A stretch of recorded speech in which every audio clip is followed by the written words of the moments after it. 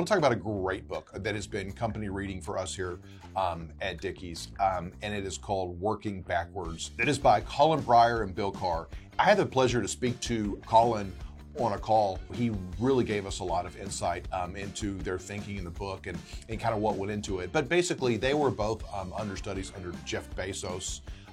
And in earlier days in Amazon, as they were in their pivotal years as they were growing. And so they really understood deeply what made that company great and how Jeff Bezos' mind works. Starting with the end in mind is a phrase, jargon that a lot of us hear all the time.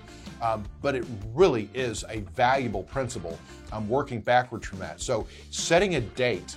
And so like a SMART goal, the T in that time bound, and what is going to be your completion date, and then working backwards all the steps from that.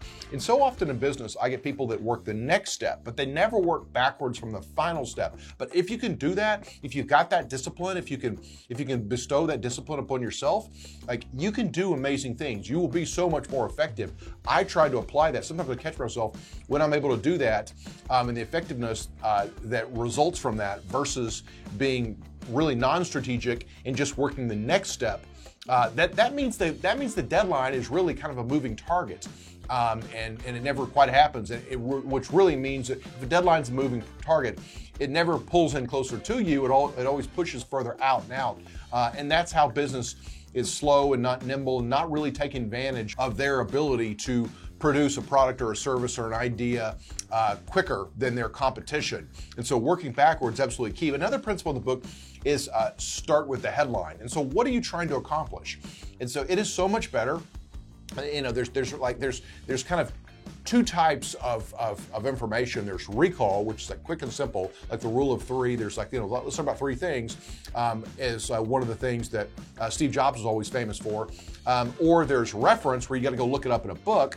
And so obviously if it's recall, you can remember a lot quicker. And so if I've got something that we want to do, let's say it's a project, and I came to you and said, okay, well, I'm going to go through, I've got 3 paragraphs to explain what it's about. And, it's okay, well, it's a kind of a vague concept. Or if I give you the headline, one headline, okay, this is the headline. And so we are going to make our brisket sandwiches better, okay? Of course, Dickies, we couldn't make them any better because they're already the best they could ever be. But it starts with the headline, okay? So everybody has a clear understanding of exactly what the purpose is and when this project to achieve this purpose is going to be complete. One of the other concepts, there's a lot of concepts in the book that are excellent, but just one more that I wanted to talk about is inputs and outputs. And this is a practice that we utilize heavily here in Dickies, but that is inputs and outputs. So the output is the ultimate thing that you care about. And so that is like hitting a sales commitment, as we call it, sales commitment as we call it here, but you might say a sales goal or budgeted sales or something like that. But hitting sales, okay, hitting sales. That's the output that you ultimately want to get to. But the way that you get there is all of the inputs that go into it. You don't hit sales, you hit all the inputs that go into that output. And so that's an important principle. Some people just go straight to sales. I'll give you an example on our online ordering and app.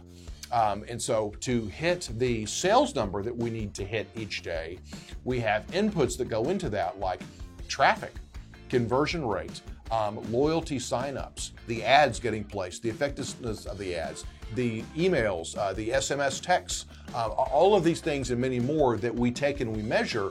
And if we achieved the input numbers, the KPIs on each of these inputs that we needed to achieve, then ultimately we hit the output. But if one or more of these inputs fails, then we might not achieve that output. But for a lot more detail, for a lot better explanation of that, I would definitely recommend reading Working Backwards from Colin Bryar and Bill Carr. So thanks.